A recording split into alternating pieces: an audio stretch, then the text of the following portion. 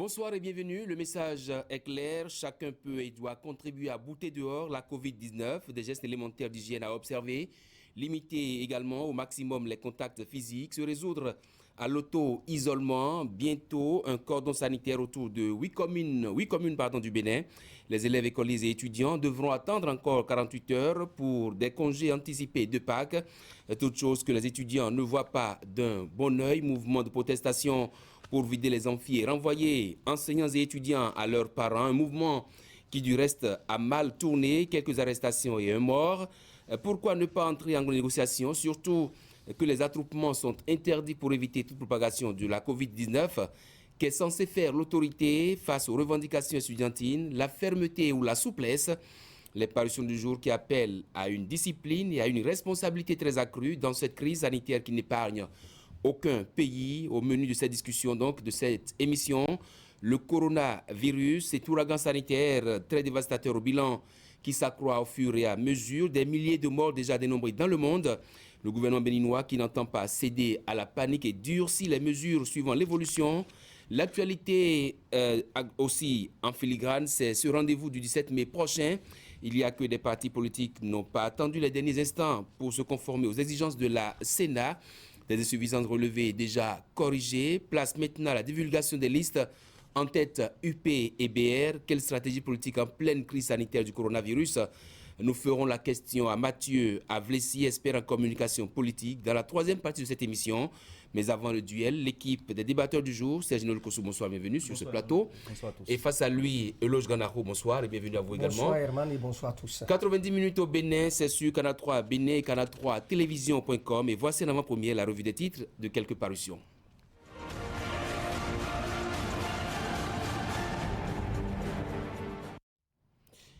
Et pour commencer, nous allons rapidement au quotidien Le Matin qui titre donc à sa une le mercure monte aux états-majors des partis politiques.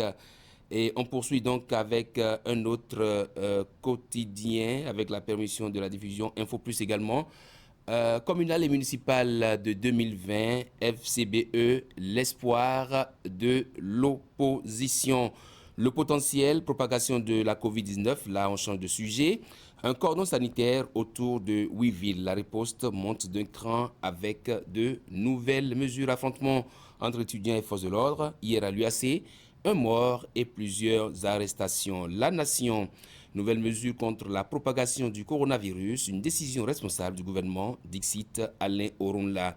Attention à l'irresponsabilité contagieuse. Libération à présent, mesures contre la propagation du coronavirus. Le gouvernement passe à la vitesse supérieure. L'école béninoise ferme ses portes dès lundi. Cordon sanitaire autour des villes les plus exposées. Fermeture des lieux de plaisance. Le matinal riposte contre Covid-19. L'usage abusif de la chloroquine déconseillé par le ministère de la Santé.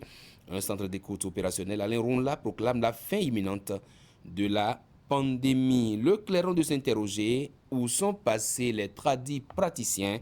Et on poursuit donc avec Matin Libre, Bénin, contamination au Covid-19, l'aéroport, le problème, les échos des frontières et puis Covid-19, affrontement sur le campus, un étudiant succombe au bal. Fraternité pour finir à présent, lutte contre la propagation du coronavirus, la discipline, le remède le plus sûr. La protestation des étudiants fait un mort à l'UAC, un autre décès à la frontière Bénin-Togo pour non-respect des consignes et puis accès à l'eau potable. La course risquée au forage à Abomey-Calavier. Puis ce message de l'ODEM qui appelle les médias à plus de professionnalisme dans la gestion de la crise du Covid-19. La chronique en toute vérité signée Moïse Dossomou, limiter les inondations. Retour plateau, voici pour continuer le duel.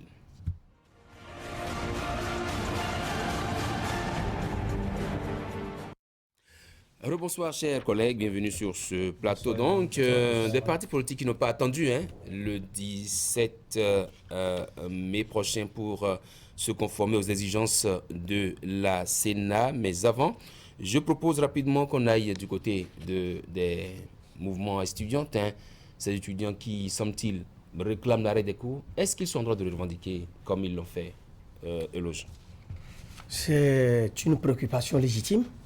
Et vous savez que nous traversons une période de crise qui doit faire prendre conscience tous les Béninois, qu'ils soient jeunes, qu'ils soient âgés, à tous les niveaux, tout le monde doit contribuer à une lutte efficace contre cette pandémie, n'est-ce pas? Donc, je pense que si les étudiants réclament de la part de l'État, n'est-ce pas, la suspension des cours ou des mesures plus sévères pour pouvoir protéger la santé des jeunes qui sont là-bas, c'est une chose normale. Cependant, il faut toujours aller par méthode dans la discipline. Il ne sert à rien de recourir à la violence. Parce que je crois bien, c'est parti du fait que la Fédération nationale des étudiants, n'est-ce pas, dans un mouvement de contestation, a exigé que les cours soient suspendus. Vous voyez, dans les amphis, au moment où, bon, c'est normal, l'État prend des mesures, prend des dispositions pour qu'il n'y ait pas de regroupement, il n'y ait pas pour éviter la propagation du virus, l'État a pris des mesures bien justifiées pour dire qu'il n'y aura plus de manifestations sportives, culturelles, et ainsi de suite. Je crois qu'il est normal aussi, parce que vous savez que le campus, là, il y a beaucoup, c'est des milliers d'étudiants. Et dans les amphis, voyez le nombre d'étudiants que nous avons dans chaque amphi. Ça veut dire que les étudiants n'ont pas totalement tort de demander qu'on suspende les cours. C'est bien ça. C'est bien ça, ils n'ont pas tort.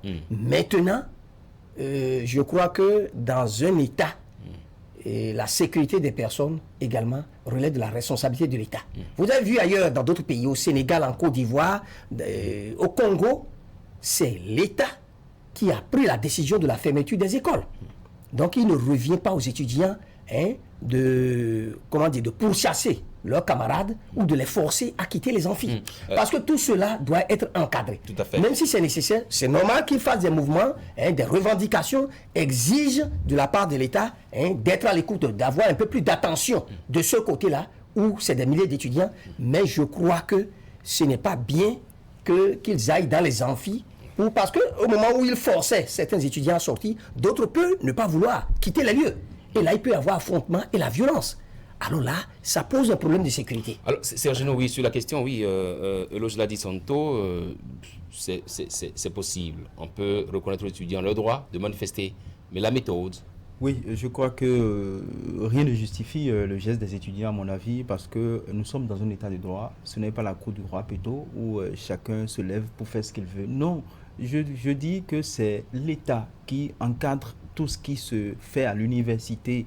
Ça aurait été mieux si ces étudiants, si cette fédération dont on parle, le président de cette fédération, prenait un communiqué pour exiger que le gouvernement puisse faire quelque chose à l'UAC parce qu'il y a des amphis 1000, plusieurs amphis 1000, et la contamination du coronavirus, ça se fait de façon très rapide. On peut quand même exhorter les autorités à le faire. Et quand les autorités ne feraient pas ce qu'ils exigent, ces étudiants, on peut trouver la méthode.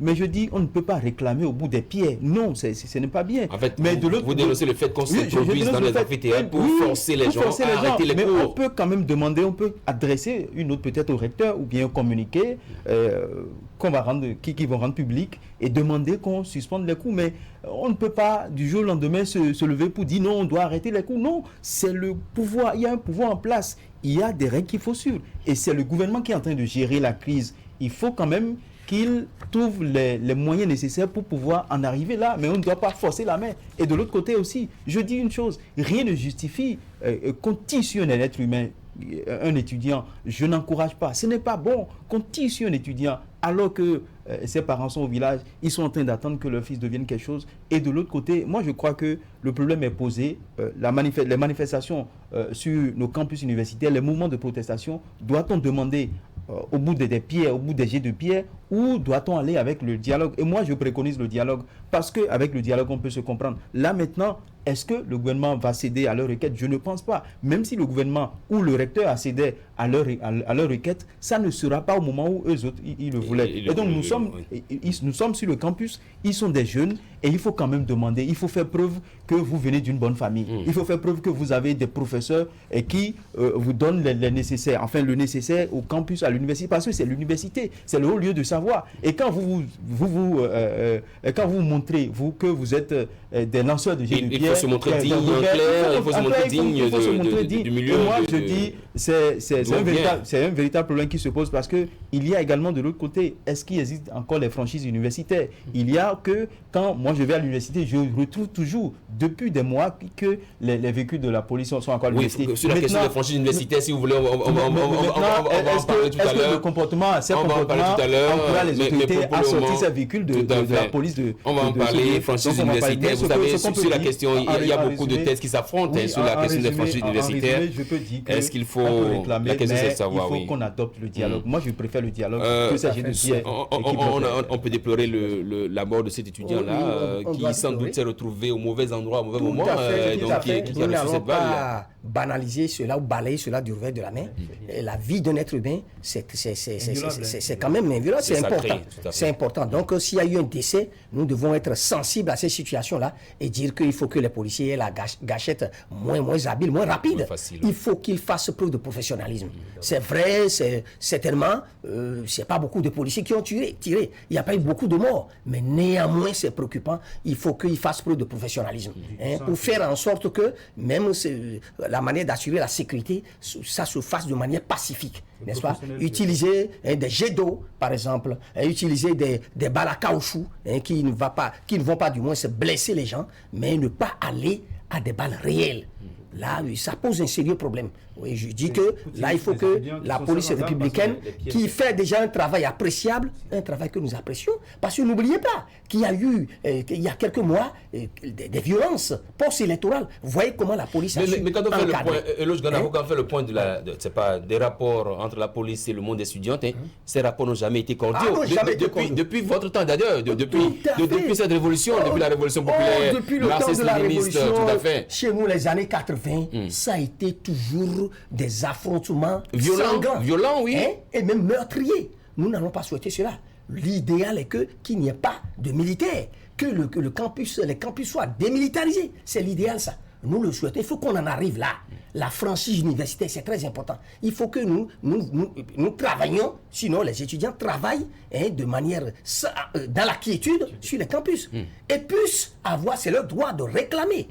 D'accord? Nous devons situer les responsabilités. Pendant que nous disions que la police doit faire preuve de professionnalisme, que l'État doit faire en sorte qu'un jour on arrive à une démilitarisation réelle. Travail de la quiétude, c'est aussi, et il faut ce plateau. Eux-mêmes, de leur part, soient conscients et soient responsables. Merci. Parce que aller dans les amphis, sortir les gens par la force, par le bâton, ça c'est aussi la violence. Et ceux qui refusent, ça va dégénérer. Et là, nécessairement, l'État a la responsabilité, parce qu'il y a un problème. Lorsque la FNEB et certains étudiants responsables agissent de la sorte, l'État ne peut pas croiser, le gouvernement ne peut pas croiser les bras et dire bon, je les regarde faire là-bas.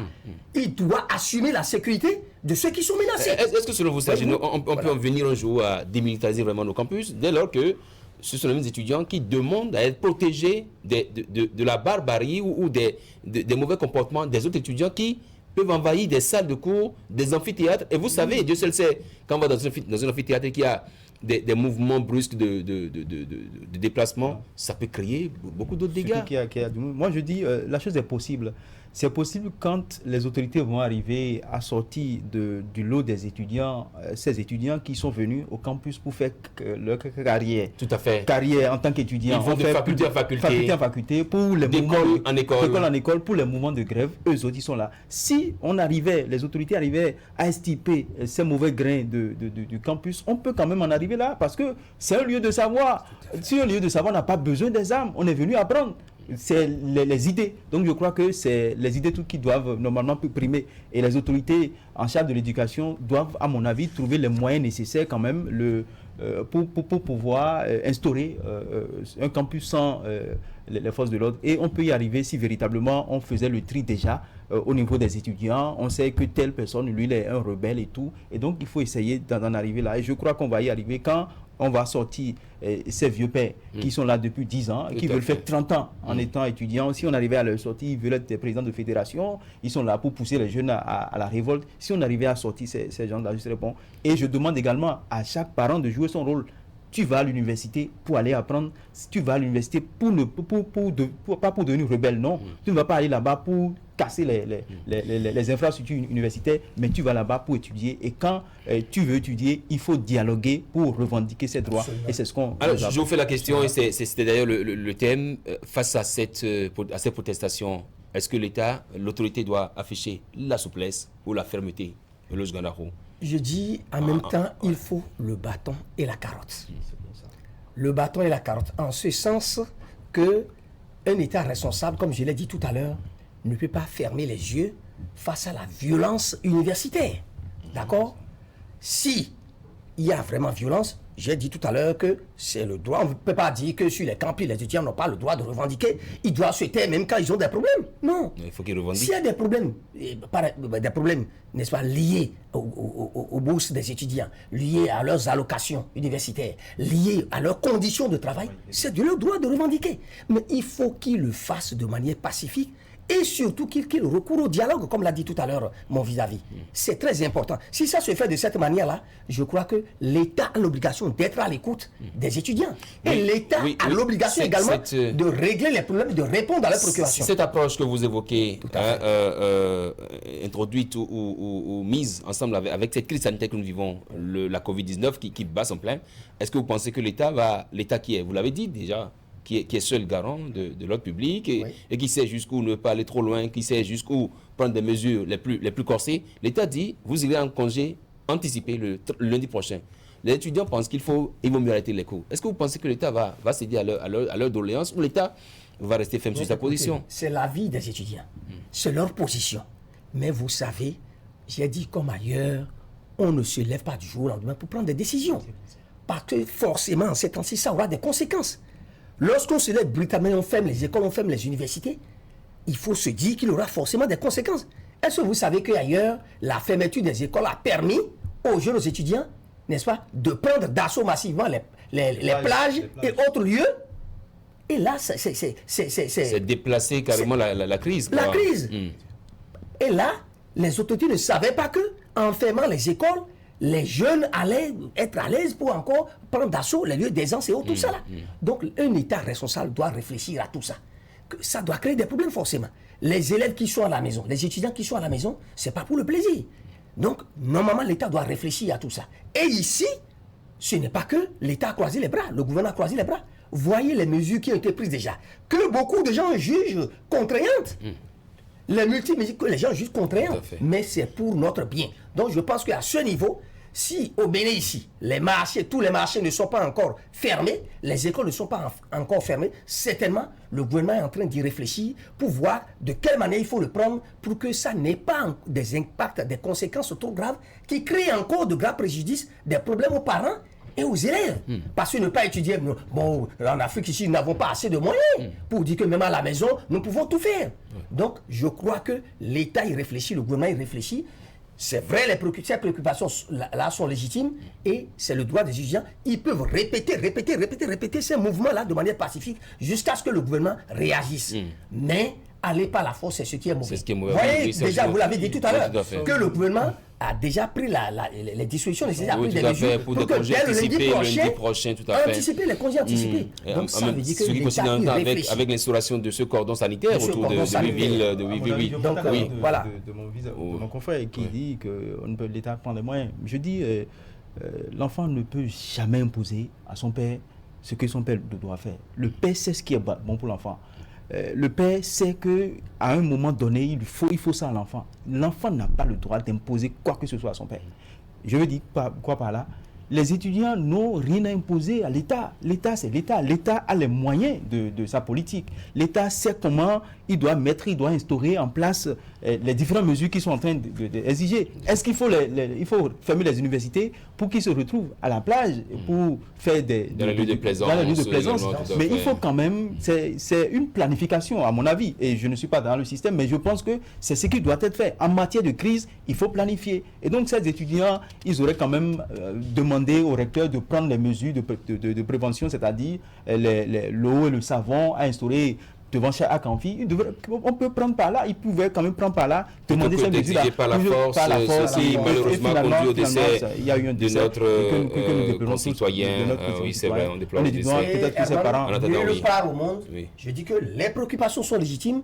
Ça montre une volonté, n'est-ce pas, des étudiants de contribuer à la lutte contre le coronavirus. Mais nulle part au monde, il nous revient à des étudiants de prendre la décision de fermer les universités.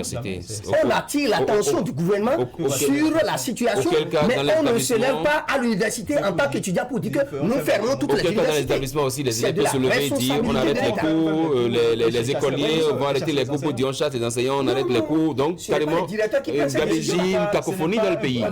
Ce n'est pas un bon exemple. Ils sont étudiants, il y a des élèves qui sont... J'avais annoncé deux sujets. Le second sujet, c'est ce rendez-vous du 17 mai prochain qui est resté un peu à filigrane à cause de cette crise du coronavirus, de la Covid-19, la pandémie. Oui, est-ce que vous voyez un peu effectivement des partis politiques désormais prêts à aller sur le terrain ou bien bon, on se lit d'abord une guerre des tranchées Est-ce qu'on va dire qu'ils sont prêts? Ils doivent normalement être prêts parce que maintenant, avec cette crise actuelle, je me demande si ces partis savent la posture à adopter. Toujours est-il qu'il y a des listes qui ont été rendues depuis hier. On en sait un peu plus sur les candidats dans différentes zones du Bénin. Et ce qui est bon, c'est que ces deux listes qui est sorti pour le moment, on se demande si on attend de voir si les autres vont sortir. Parce que moi, j'ai interviewé des acteurs d'autres partis qui m'ont dit qu'ils étaient prêts une semaine avant le dépôt des candidatures. Mais aujourd'hui, ces deux listes qu'on voit, on espère que les autres vont sortir également. Sinon, je me pose la question, est-ce qu'on va retomber dans ce qui s'est passé en 2019 où ces deux partis qui sont allés aux législatives? Est-ce que vous avez crainte qu'on se retrouve avec deux partis qui sont vraiment retenus par la Sénat pour aller à cette élection et que les deux façons, celui-là qui vous a dit qu'ils sont prêts depuis une semaine? Moi, j'avais cette crainte-là depuis le dépôt des dossiers, parce que quand vous prenez les réformes, la loi électorale, elle est tellement dure. On demande aux candidats de fournir beaucoup de dossiers. Et je me demande, est-ce que les partis, dans l'ensemble, ils sont nés il n'y a pas un an, dans l'ensemble, les partis qui sont en liste maintenant, ils sont nés il n'y a pas un an. Est-ce que ces partis pouvaient regrouper tous ces dossiers-là par arrondissement? Je me posais la question. Maintenant, article 41, si vous voulez, on va lire rapidement. Article 41 de la loi portant code électoral du Bénin. La déclaration de candidature comporte les noms, prénoms, profession, date et lieu de naissance, ainsi que l'adresse complète du ou des candidats. Elle doit être accompagnée de la quittance de versement. Je ne lis pas tout exhaustivement. La quittance de versement, certificat de nationalité, bulletin numéro 3 casier judiciaire, extrait de date de naissance, certificat de résidence, quitus fiscal, les parrainages recueillis quand il s'agit des élections de la présidentielle. Vous pensez que ces pièces-là sont difficiles à obtenir pour quelqu'un qui aspire à nous gouverner au plan local? Oui. Bon, écoutez, nous n'allons pas, comment dirais-je, faire le procès aux partis politiques. Vous savez, nous sommes en train de faire une nouvelle expérience. Ce n'est pas comme par le passé où les pièces, on peut les rassembler comme on veut, même si on n'est pas à jour, d'accord, on va déposer et on dépasse les délais. Actuellement, il n'y a plus de rigueur. Le nouveau cadre légal fait plus de rigueur aux partis politiques. Donc, ce n'est pas facile. Mais l'État, le gouvernement, a pris conscience de ça. C'est pourquoi le gouvernement crée des conditions faciles aux partis politiques pour les aider à rassembler ces pièces-là. Ça n'a pas empêché les partis politiques d'aller se présenter avec des pièces qui manquent. Vous vous rendez compte que même les observations qui ont été faites, ce n'est pas uniquement aux autres partis, les partis d'opposition. Même le BE, même l'UP, on leur a fait des observations. Les doublons, l'inscription de mineurs, bon, c'est pratiquement tous les partis qui ont eu des problèmes. Donc, nous disons que normalement, quand tout le monde a des problèmes comme ça, on se dit que c'est plus sérieux et on se prépare dans le délai imparti par la loi, on se dépêche pour faire les corrections nécessaires. Puisque la loi dit 72 heures. 72 heures. Voyez-vous, pour les partis UP et BR, cela peut se comprendre. c'est de bonne guerre, cela peut se comprendre. J'ai Comment peut-on entendu, comprendre, oui. il y a à peine une semaine ou 2 semaines, un député proche de la mouvance qui dit attention, quand vous travaillez avec Patrice Talon, vous devez être sérieux. C'est plus sérieux quand on est avec le président Patrice Talon. C'est-à-dire qu'il y a plus de rigueur et plus de sérieux dans tout ce qui se fait. Quand on voit un peu ces mouvements Donc, cela peut expliquer cela. à la Sénat, quand on voulait déposer un dossier pour obtenir le récépissé provisoire, c'est d'abord le BR qui a été le premier, ensuite l'UP, et puis les autres ont suivi. Cette fois-ci, l'UP a devancé le BR qui est allé. Est-ce que finalement, ce n'est pas une guerre qui se limite aux deux formations politiques, qui se réclament de la moindre présidentielle? Oui, on a envie de voir les choses de cette façon, que ces deux formations politiques sont en train de se livrer des guerres, c'est normal. Ils doivent se livrer des guerres pour montrer que moi, je mérite de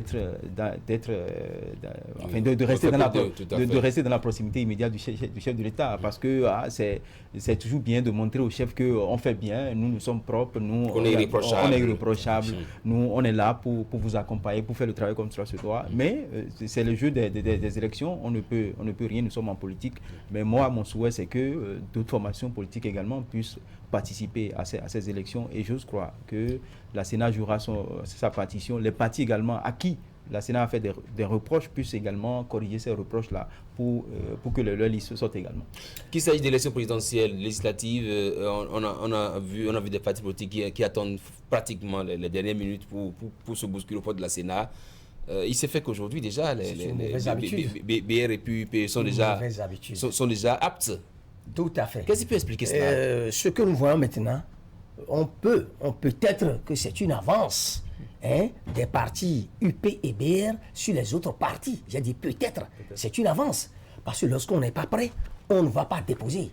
Surtout vu les mises en garde et les conditions imposées. Le président de la Sénat est sorti la fois passée pour attirer l'attention des partis politiques sur le fait que, attention, la pagaille d'il y a quelques jours là, cette pagaille-là de prolongation où on est dans la cour de la Sénat, on se promène, on écarquille les yeux, on farfouille les papiers, on se recherche, on corrige là, que cette pagaille-là n'aura plus le droit de citer au sein de la Sénat. Que, attention, vous avez eu vos récépissés provisoires, on vous a fait des observations, respectez ce qui a été dit. Auquel cas, je serais obligé de vous renvoyer, de vous faire déguerpir. Et ce serait, comment dire, à votre risque. Le président de la Sénat les a prévenus. Donc je pense que si les partis politiques sont sérieux, ils n'iront pas encore nous faire vivre ce spectacle-là, ce honteux spectacle, ce triste spectacle qui est qu'on attend les dernières heures pour se promener, pour courir, pour attendre, pour se réfléchir, pour tergiverser. C'est une pagaille et ce n'est pas responsable. Donc je crois bien que nous n'avons plus assisté à ce spectacle-là et que chaque parti de façon responsable, je suis d'accord que rien ne doit se faire dans la précipitation, mais jusqu'à cette étape-là, où on vous a fait des observations, chacun doit pouvoir ajouter les pièces qui manquent, faire les réglages nécessaires pour pouvoir être à jour dans le délai imparti. Est-ce que vous serez surpris, vous, Serge, de ne pas voir une force politique parmi les 8 ne pas prendre part à ces élections communales et municipales? Ça ne va pas me surprendre. Parce qu'il y a déjà le mouvement populaire de libération qui, avec son balai, est parti, balayé comme le dirait d'ailleurs. Comme l'a souligné le confrère tout à l'heure, ils savent qu'ils vont participer à une élection. Ils savent que le code est vraiment dur. C'est la loi, elle reste la loi. Ce sont les acteurs politiques qui ont voté cette loi, le Parlement. Ils connaissent déjà les dispositions de la loi et ils savent qu'ils vont participer à une élection du genre. C'est de se préparer parce que la Sénat doit jouer. Et il faut rappeler que c'est le 22 janvier que le code électoral a été convoqué. Donc du 22 janvier jusqu'à aujourd'hui, quand même, si un parti veut réellement participer à ces élections, doivent prendre les taureaux par les cornes. Ceux qui vont nous menacer à monter, comme on le dit. Maintenant, ils vont planifier. S'il y a des partis qui ne sont pas retenus, c'est sûr qu'ils vont avancer des arguments. Ils vont trouver que la Sénat ne fait pas bien son rôle. Ils vont trouver que la loi électorale est dure et tout. On voit bien, je ferai la question tout à l'heure à l'expert en comme politique qui sera sur le plateau, mais on voit bien que l'attention se focalise plus sur BR et UP. Est-ce qu'il y a un risque à ce que les candidatures UP et BR focalisent l'attention pendant que les autres formations politiques aussi se préparent peut-être en sourdine pour affronter? Est-ce qu'il y a un risque? Oui, nous sommes dans un État démocratique. Nous savons que UP et BR sont déjà proches. On parle de la majorité présidentielle. Donc notre souhait est que jusqu'à cette étape-là, réjouissons-nous déjà qu'à l'étape de l'enregistrement des candidatures, la complétude et ainsi de suite, on a pu avoir 8 partis politiques sur combien? Sur les 9. Sur les 9, c'est déjà bien. C'est dans un État démocratique ce que nous souhaitons. le gouvernement fait l'effort nécessaire, les autres institutions font l'effort nécessaire pour que dans les semaines à venir, nous parlions réellement d'élections inclusives et transparentes. Donc nous voulons espérer que les autres partis aussi vont se mettre au pas, parce que l'UP et le BA se disent que attention, avec Patrice Talon, il n'y a pas de laxisme, il n'y a pas de négligence, il faut se mettre au point. Il faut que les autres partis également se disent que attention, c'est une compétition, il y a un défi à relever, nous devons faire en sorte qu'au cours de ces élections-là, si on parle de la mouvance, qu'on parle aussi de l'opposition. Voilà ce cas de figure-là, que demain par exemple à 18h30 passé, que vous constatez qu'il y a des partis qui ont jeté l'éponge délibérément parce que voulant obéir aux articles, oui, justement, du code électoral. La loi, c'est la loi. On dit, Gérard Rousseau a dit, l'obéissance à la chose qu'on s'est prescrite est liberté. Maintenant, si ils n'arrivent pas à remplir les conditions de la loi, ils vont quitter. Et moi, ça ne va pas me surprendre parce que j'aurais compris qu'ils n'ont pas pu prendre les dispositions qu'il faut, parce que l'élection s'est annoncée depuis l'année passée et que il y a une élection du genre et vous avez pour ambition de participer à ces élections pour transformer votre localité. Donc, il faut respecter la loi. Moi, je pense qu'on ne peut pas mettre la loi en veilleuse pour passer ces élections. Si un parti ne respecte pas la loi, on le laisse et puis on continue. Demain, c'est la date de clôture. On va suivre l'actualité de très près. J'espère que vous serez là la semaine prochaine pour qu'on puisse analyser un peu déjà les listes de candidatures. C'est vrai que j'avais proposé qu'on parle déjà de candidatures, mais bon, on va attendre la publication officielle de liste pour il y a du personnel politique qui a été déployé sur le terrain. Ceux qui ont pu franchir le cap tout à fait. Et qui ont pu avoir leur récépissé définitif. Et nous avons dit, voilà ceux qui participent réellement. Si c'est des poids plumes, si c'est des poids lourds, si c'est des duvets, si c'est des poids... Des poids légers. Des poids, voilà. Merci à vous, chers confrères. C'était donc le duel. Voici venu l'heure de nous informer. On se reprend juste après la demi-heure d'information.